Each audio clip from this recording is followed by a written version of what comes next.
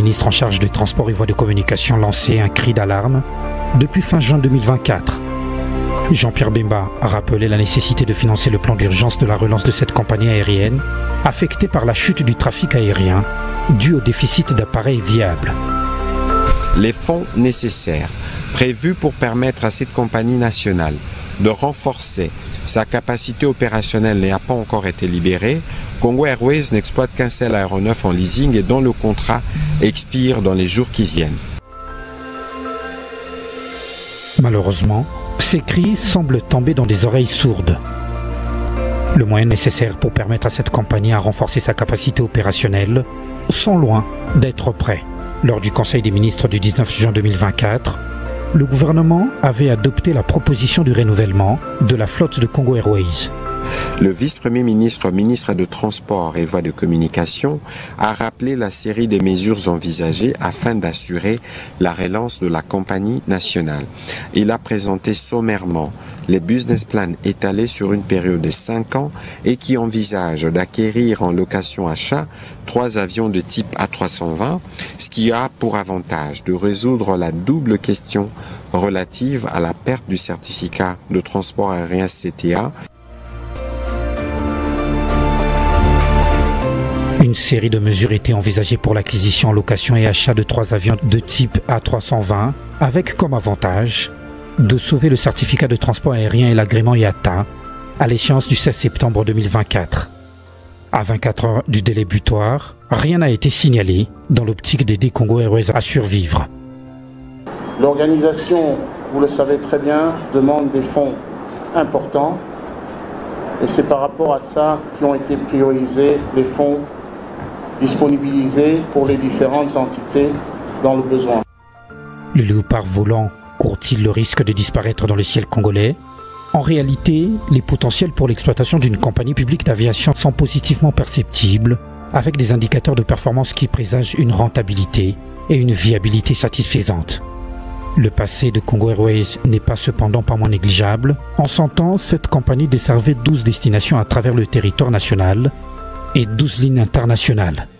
Elle transportait en moyenne 200 000 passagers l'année et disposait d'une flotte de 5 aéronefs, dont 2 Airbus 320 et 2 Bombardier 400, plus un Boeing en leasing. La plupart de ces avions tombaient en panne, cloués au sol pour de diverses raisons. Il existe cependant plusieurs compagnies aériennes en RDC, mais malheureusement limitées dans leur capacité à desservir l'ensemble du pays. Depuis la faillite de la ligne aérienne congolaise, tout le regard était tourné vers Congo Airways. Pour une compagnie qui a coûté cher à sa création, avec des actionnaires pour certains recrutés par des entreprises et établissements publics déficitaires, Congo Airways n'a connu que des avions d'occasion. Depuis les années de gloire d'Air Zaïre, aucun de ses successeurs n'a pu hisser haut l'étendard congolais sur l'espace. Ce léopard volant de triste mémoire a non seulement créé un vide dans le ciel, mais surtout fait des victimes. Le premier d'entre elles, nous pouvons citer de quelques milliers d'agents envoyés en congé technique, sans indemnité de fin de carrière.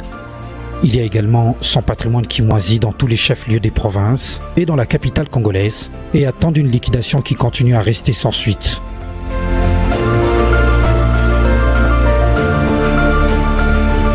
Après Air Zaïre, la RDC a par ailleurs connu également des opérateurs privés, pour la plupart sans lendemain. Hormis CA qui a traversé péniblement les 2 dernières décennies, il y a eu Sibé Zaïre, Wimbidira et Wabora et Korongo, qui n'ont pas fait long feu malheureusement. Air Kassaï ou Service Air Gomer et les autres transporteurs du fret CSA, bien que confrontés à des mutations circonstancielles et des infrastructures déficitaires, qu'offre le pouvoir organisateur la régie de voies aériennes. Cette dernière n'a pas aussi connu des réformes proportionnelles aux enjeux du nouveau siècle auxquels sont confrontées les compagnies aériennes internationales. Entre-temps, l'avion, un moyen incontournable pour faciliter le déplacement rapide, demeure un luxe dans un pays dense, comme la République démocratique du Congo. Étant le pourvoyeur et le régulateur dans le contexte congolais, le gouvernement continue à rassurer, sans proposer jusqu'ici des solutions durables. La relance de la compagnie Congo Airways s'impose au regard de son impact significatif sur la souveraineté nationale et la mobilité des personnes et des biens ainsi que la vie économique et sociale pour lesquelles les indicateurs des performances démontrent une rentabilité et une viabilité satisfaisante avec la desserte graduelle des 47 destinations domestiques et intra-africaines suivant son programme d'exploitation. Il a été complété par le ministre du portefeuille qui a présenté les business plans qui accompagnent cette volonté du gouvernement. Les voyageurs à l'international, eux, sont gâtés avec des compagnies d'ailleurs qui envahissent notre ciel à travers les aéroports de Kinshasa, Lubumbashi, Goma ou Kisangani. Pourtant, c'est juste un poignet des Congolais qui vont outre les territoires. La majorité est livrée à son triste sort pour se déplacer sur toute l'étendue du territoire national. Cette fois-ci, les Congolais attendent de dominer leur propre espace, desservir les grandes villes africaines et pourquoi pas occidentales, si jamais Congo Airways était véritablement relancé.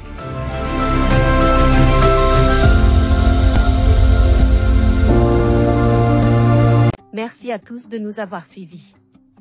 Aimez et abonnez-vous massivement à notre chaîne YouTube Tribeca Media. Au revoir et à la prochaine.